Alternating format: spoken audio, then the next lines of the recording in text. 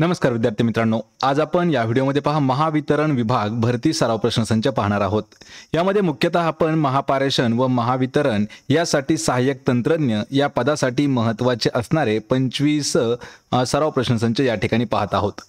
त्यामुळे आपल्याला या व्हिडिओची जर पीडीएफ डाउनलोड करायची असेल तर नोकरी इनसाइडर या नावाने आपलं टेलिग्राम चॅनल आहे, सोबतच आपलं व्हॉट्सअप चॅनल देखील आहे। दोघांच्याही लिंक्स मी तुम्हाला डिस्क्रिप्शन मध्ये देत आहे, म्हणजे त्या ठिकाणी आपल्याला पूर्ण पीडीएफ मिळून जातील। आणि मित्रांनो, चॅनलवरती जर नवीन असाल तर लगेच आपल्या नोकरी इनसाइडर यूट्यूब चॅनलला सबस्क्राइब करून ठेवा, म्हणजे आपल्याला डेली अशाच पद्धतीचे व्हिडिओज पाहायला मिळणार आहेत। चला तर व्हिडिओला सुरुवात करूया। तर पहा, आपला प्रश्न पहिला आहे, वायरिंग इन्स्टॉलेशनचा इन्सुलेशन रेजिस्टन्स कोणत्या साधनाच्या सहाय्याने मोजला जातो? मित्रांनो, प्रश्नाचं जर उत्तर येत असेल तर 3 ते 5 सेकंदामध्ये आपण प्रश्नाचं उत्तर हे कमेंट करून देण्याचा प्रयत्न करा। काय विचारलंय की वायरिंग इन्स्टॉलेशनचा इन्सुलिन रेजिस्टन्स जो आहे तर तो कशाच्या सहाय्याने मोजला जातो? तर या प्रश्नाचं उत्तर आहे पहा, पर्याय क्रमांक 1 तर मेगरच्या सहाय्याने मोजला जातो पहा इन्सुलेशन रेजिस्टन्स। ऑप्शन क्रमांक 1 आपलं या प्रश्नाचं योग्य उत्तर होणार आहे। यानंतरचा प्रश्न आहे, खालीलपैकी कोणत्या कामासाठी उच्च स्टार्टिंग स्टॉकची आवश्यकता असते? पहा, काय विचारले की उच्च स्टार्टिंग स्टॉकची आवश्यकता ही कशासाठी असते किंवा कोणत्या कामासाठी असते? तर उत्तर आहे याचं पर्याय क्रमांक 3 तर लोकोमोटिव्ह कामासाठी उच्च स्टार्टिंग टॉर्क जे आहे त्याची आवश्यकता भासत असते। पर्याय क्रमांक 3 आपलं या प्रश्नाचं उत्तर होईल। प्रश्न क्रमांक 3 आहे, रासायनिक प्रक्रियेमध्ये डीसी निगेटिव्ह टोकाला जोडलेल्या इलेक्ट्रोडला काय म्हणतात? हा प्रश्न मित्रांनो आपल्याला खूप वेळा केमिस्ट्रीवरती विचारण्यात आलेला आहे पहा, त्यामुळे हा प्रश्न थोडासा इम्पॉर्टंट आहे। प्रश्न समजावून घ्या। रासायनिक प्रक्रिया म्हणजे जी काही केमिकल हे आहे प्रोसेस आहे, तर त्यामध्ये डीसी निगेटिव्हला जोडलेल्या टोकाला जोडलेला जो इलेक्ट्रोड असतो तर त्याला काय म्हणतात? तर त्याला म्हटलं जातं पर्याय क्रमांक 3 तर कॅथोड। लक्षात ठेवा, कॅथोड कशासाठी असतो? डीसी निगेटिव्ह टोकाला। ऑप्शन क्रमांक 3 आपलं या प्रश्नाचं उत्तर होईल। प्रश्न क्रमांक 4 आहे, एक लाइटिंग सब सर्किटवर जास्तीत जास्त किती वॅटचा लोड जोडला पाहिजे?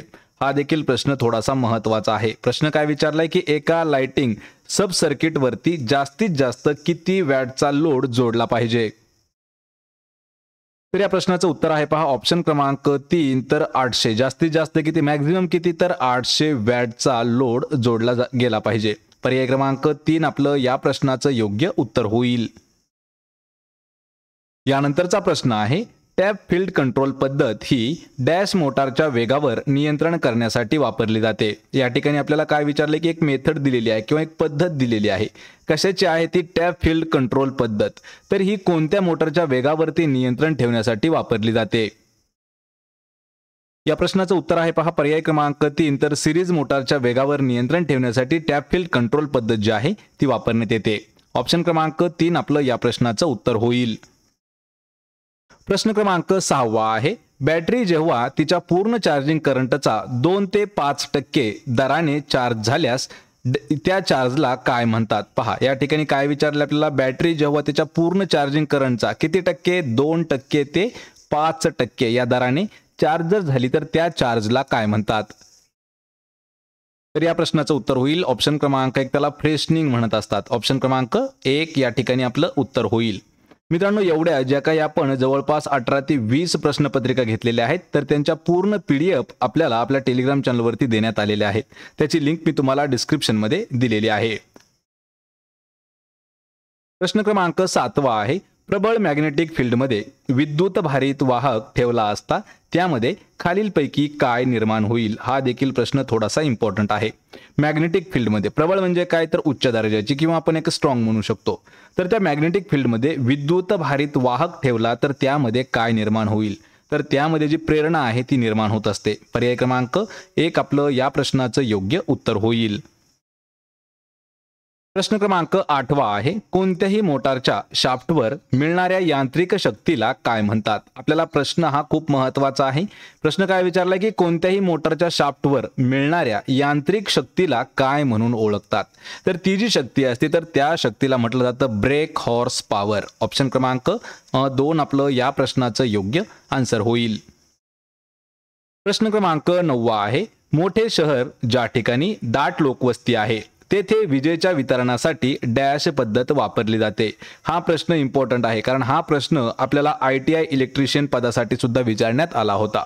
प्रश्न काय विचारलाय की ज्या ठिकाणी मोठं शहर असतं किंवा ज्या ठिकाणी दाट लोकवस्ती असते, तर त्या ठिकाणी विजेचं वितरण जे आहे हे कोणत्या पद्धतीने केलं जातं, तर ते विजेचं वितरण जे आहे हे अंडरग्राऊंड पद्धतीने असतं. ऑप्शन क्रमांक 1 आपलं या प्रश्नाचं योग्य उत्तर होणार आहे. प्रश्न क्रमांक 10 आहे, 3 फेज सिस्टमची पॉवर मोजण्यासाठी 3 वॅटमीटर पद्धत वापरत नाहीत, याचं मुख्य कारण काय आहे? या ठिकाणी प्रश्न परत एक वेळा पहा. ज्यावेळी 3 फेज सिस्टम पॉवर मोजण्यासाठी 3 मीटर पद्धत जी आहे ती वापरली जात नाही, तर याचं कारण काय आहे? तर याचं कारण आहे की ही जी पद्धत आहे ही अतिशय किचकट आणि अतिशय गुंतागुंतीची आहे, म्हणून 3 फेज सिस्टमची पॉवर मोजण्यासाठी 3 वॅटमीटर पद्धत ही वापरली जात नाही. ऑप्शन क्रमांक 3 आपलं या प्रश्नाचं उत्तर होईल. प्रश्न क्रमांक 11 आहे, कॉम्प्रेसरच्या हवेचा उपयोग एअर सर्किट ब्रेकरमध्ये कशासाठी केला जातो? जे कॉम्प्रेसर आहे त्यातील जे हवेचा वापर किंवा उपयोग जो आहे तर तो एअर सर्किट ब्रेकरमध्ये कशासाठी केला जातो? तर हा केला जातो त्यामधील आर्क विझवण्यासाठी. ऑप्शन क्रमांक 2 आपलं या प्रश्नाचं योग्य उत्तर होणार आहे. मित्रांनो, हा प्रश्न थोडासा इम्पॉर्टंट आहे, नोट करून घेऊ शकता. प्रश्न क्रमांक 12 आहे, DC जनरेटरच्या आर्मेचरमध्ये निर्माण होणारा व्होल्टेज हा कशामार्फत आउटपुट टर्मिनलला पाठवला जातो? हा देखील प्रश्न थोडासा इम्पॉर्टंट आहे. पहा, DC जनरेटरच्या आर्मेचरमध्ये निर्माण होणारा जो व्होल्टेज आहे तर हा व्होल्टेज कशामार्फत आउटपुट टर्मिनलला पाठवला जातो? आणि हा जो व्होल्टेज आहे हा पाठवला जातो कम्युटेटर आणि ब्रशेसच्या माध्यमातून किंवा त्यांच्याद्वारे. पर्याय क्रमांक 4 आपलं या प्रश्नाचं योग्य उत्तर होणार आहे. प्रश्न 13 आहे, कायम गतीची आवश्यकता असलेल्या ठिकाणी खालीलपैकी कोणती मोटर वापरली जाते किंवा कोणती मोटर वापरावी? काय विचारले की कायम गती म्हणजे कायमची स्पीडची आवश्यकता असलेलं जे ठिकाण आहे तर त्या ठिकाणी कोणती मोटर वापरली जाते? तर त्या ठिकाणी वापरली जाते ऑप्शन क्रमांक 3 DC शंट मोटार. ऑप्शन क्रमांक 3 आपलं या प्रश्नाचं योग्य उत्तर होणार आहे. मित्रांनो, हा देखील प्रश्न थोडासा इम्पॉर्टंट आहे, आपण नोट डाऊन करू घेऊ शकता किंवा प्रत्येक व्हिडिओची PDF आपण आपल्या टेलिग्रामवरती टाकलेली आहे, त्या ठिकाणी जाऊन आपण ते डाउनलोड करून घेऊ शकता. प्रश्न क्रमांक 14 आहे, रिपल्शन मोटारचा उपयोग विशेष करून कोणत्या ठिकाणी केला जातो? रिपल्शन मोटार याचा उपयोग हा कोणत्या ठिकाणी केला जातो? मुख्यतः विचारले आपल्याला, विशेष करून म्हणजे काय तर मुख्यतः कोणत्या ठिकाणी केला जातो?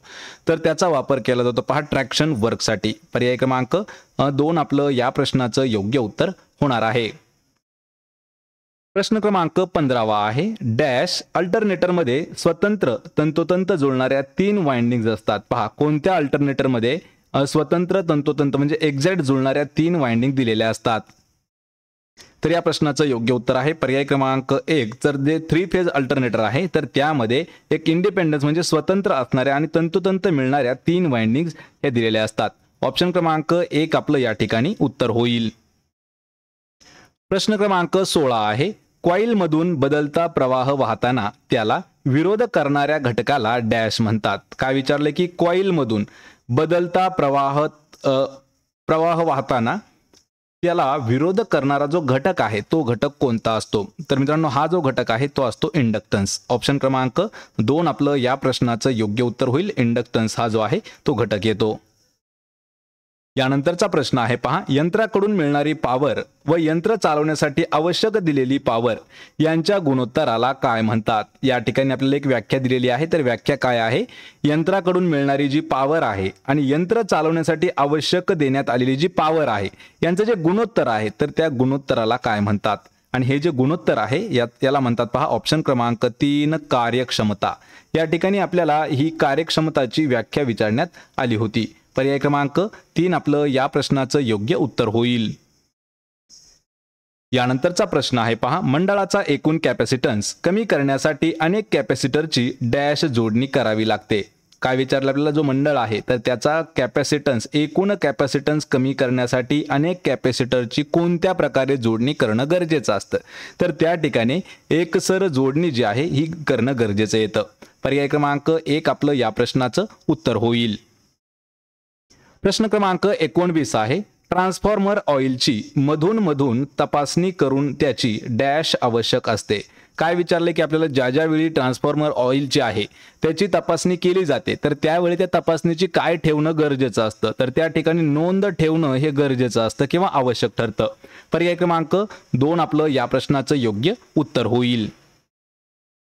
यानंतरचा प्रश्न आहे पहा, वाइंडिंग गुंडाळलेल्या लोखंडी गाभ्याला काय म्हणून ओळखतात? पहा, ज्या ठिकाणी वाइंडिंग गुंडाळलेला जो लोखंडी गाभा असतो, जो पार्ट असतो, तर त्याला काय म्हणतात? ज्या ठिकाणी लोखंडी हे वाइंडिंग गुंडाळलेली असते ना, तर त्याला म्हटलं जातं पर्याय क्रमांक 3 तर कोअर म्हणतात, त्याला काय म्हणतात? कोअर। पर्याय क्रमांक 3 आपलं या प्रश्नाचं योग्य उत्तर होईल। यानंतरचा प्रश्न आहे पहा, भरीव या शब्दाचा विरुद्धार्थी शब्द आपल्याला सांगायचा आहे। मित्रांनो, या व्हिडिओमध्ये 21 ते 25 हे जे 5 प्रश्न आहेत हे आपण मराठी व्याकरणावर आधारित घेतलेले आहेत। पहा, भरीव या शब्दाचा विरुद्धार्थी शब्द काय आहे? तर भरीवचा विरुद्धार्थी शब्द होतो पर्याय क्रमांक 3 तर पोकळ। या ठिकाणी अजून काही आपण महत्त्वाचे विरुद्धार्थी शब्द पाहिले आहेत। पहा, भरीव विरुद्धार्थी शब्द आहे पोकळ, कोरडाचा आहे पहा वलसर, प्रसिद्ध आणि कुप्रसिद्ध हे विरुद्धार्थाचे शब्द आहेत। आणि असेच आपल्याला जर 200 पेक्षा जास्त महत्त्वाचे विरुद्धार्थी शब्द जर पाहायचे असतील तर त्याच्यासाठी आपण एक लिंक दिलेली आहे डिस्क्रिप्शन मध्ये, तो देखील व्हिडिओ आपण पाहून घ्यायचा आहे। पर्याय क्रमांक 3 आपलं या प्रश्नाचं योग्य उत्तर होईल। प्रश्न क्रमांक 22 आहे, खालील पर्यायापैकी योग्य समूहदर्शक शब्द ओळखायचा आहे। या ठिकाणी आपल्याला वाक्य काय दिलेलं आहे? जीवाला जीव देणारा त्याला काय म्हणतात? हा जो समूहदर्शक शब्द आहे तो काय होऊ शकतो? तर जीवाला जीव देणारा कोण असतो? तर तो असतो पहा जिवलग, म्हणजेच पर्याय क्रमांक 1 आपलं उत्तर होईल। यासाठी अजून काही आपण महत्त्वाचे समूहदर्शक शब्द पाहिले आहेत, त्यामध्ये जिवलगला काय आहे? जीवाला जीव देणारा, जीवघेणा म्हणजे काय आहे? जीवितास धोका असणारा, आणि जिव्हारी म्हणजे काय? तर मनाला ठोकणारा किंवा मनाला लागणारा, याला म्हणतात पहा जिव्हारी। पर्याय क्रमांक 1 आपलं या ठिकाणी उत्तर होईल। प्रश्न क्रमांक 23 आहे, पाटाचे पाणी झुळुझुळू वाहते या वाक्यातील क्रिया विशेषण अव्यय कोणते आहे? पहा, आपल्याला काय विचारले की क्रिया विशेषण अव्यय या ठिकाणी विचारलेला आहे।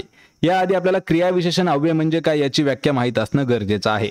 तर क्रिया विशेषण अव्यय म्हणजे काय? तर क्रियापदाबद्दल अधिकची माहिती सांगणारे जे काही शब्द असतात तर त्या शब्दांना क्रिया विशेषण अव्यय म्हणतात। तर या वाक्यामध्ये काय आपल्याला पाणी कसं वाहतंय? झुळुझुळू वाहतंय, म्हणजे क्रियापदाबद्दल अधिक माहिती सांगतं काय? तर झुळुझुळू हा शब्द सांगतो, म्हणजेच पर्याय क्रमांक 4 आपलं या ठिकाणी योग्य उत्तर होणार आहे। यामध्ये पहा, जे क्रिया विशेषण अव्यय आहेत तर हे अविकारी असतात। आणि मित्रांनो, क्रिया विशेषण अव्ययाची व्याख्या आपल्याला परत एक वेळा सांगतो, क्रियापदाबद्दल अधिकची माहिती सांगणारे शब्द हे क्रिया विशेषण अव्यय असतात। प्रश्न क्रमांक 24 आहे, आकाश पाताळ एक करणे या वाक्प्रचाराचा अर्थ खालीलपैकी कोणता आहे? आकाश पाताळ एक करणे म्हणजेच काय? तर नाहक आरडा ओरडा करणे। ऑप्शन क्रमांक 4 या ठिकाणी आपलं योग्य उत्तर आहे। पहा, या ठिकाणी आपण त्याला म्हणू शकतो की एकदमच किलबिलाट करून ओरड राहणं म्हणजे आकाश पाताळ एक करणं। ऑप्शन क्रमांक 4 आपलं या ठिकाणी योग्य उत्तर होईल। आभाळ कोसळणे म्हणजे काय? तर अकस्मात आपत्ती येणे, अंगाची लाही होणे म्हणजे रागाने बेफाम होणे, आणि आकाश पाताळ एक करणे म्हणजे नाहक आरडाओरड करणे। या व्हिडिओचा आपला शेवटचा प्रश्न आहे, गाय गोट्यात हंबरते या वाक्याचा प्रकार आपल्याला ओळखायचा आहे। पहा, गाय गोट्यात हंबरते या वाक्याचा प्रकार कोणता आहे? तर या ठिकाणी फक्त एक विधान केलेलं आहे, म्हणजेच हे जे उत्तर आहे आपलं हे विधानार्थी वाक्य आहे। ऑप्शन क्रमांक 2 या ठिकाणी योग्य उत्तर होईल। या ठिकाणी मित्रांनो पहा, विधानार्थी वाक्य काय असतं? ज्या वाक्यामध्ये फक्त आणि फक्त विधान केलेलं असतं त्या वाक्याला विधानार्थी वाक्य म्हणतात। अशा वाक्यामध्ये दुसरा कोणताही भाव व्यक्त केला जात नाही, म्हणजे गाय गोट्यात हंबरते, मी पैस विकतो, असे भरपूर वाक्य आहेत की ज्यामध्ये फक्त आणि फक्त एक विधान केलेलं असतं, एक स्टेटमेंट दिलेलं असतं, त्याविषयी त्यामध्ये दुसरा काहीही अर्थ होत नाही, म्हणजेच त्याला विधानार्थी वाक्य म्हणतात। पर्याय क्रमांक 2। तर मित्रांनो, हे होते आपले महत्त्वाचे 25 प्रश्न। या 25 पैकी किती प्रश्नाची उत्तरं देता आली हे मला कमेंट करून नक्की सांगा। व्हिडिओ जर आवडला तर व्हिडिओला आपल्या लाईक करा, मित्रांमध्ये व्हिडिओ शेअर करा आणि आपल्या नोकरी इन्साइडर यूट्यूब चॅनलला सबस्क्राईब करून ठेवा। प्रत्येक व्हिडिओची PDF अगदी फ्रीमध्ये जर मिळवायची असेल तर टेलिग्राम चॅनलची लिंक मी तुम्हाला डिस्क्रिप्शनमध्ये दिलेली आहे, त्या ठिकाणी जाऊन आपण त्याला देखील जॉईन करायचं आहे। आपण भेटूया पुढच्या एका अशाच नवीन व्हिडिओमध्ये, तोपर्यंत जय हिंद, जय भारत।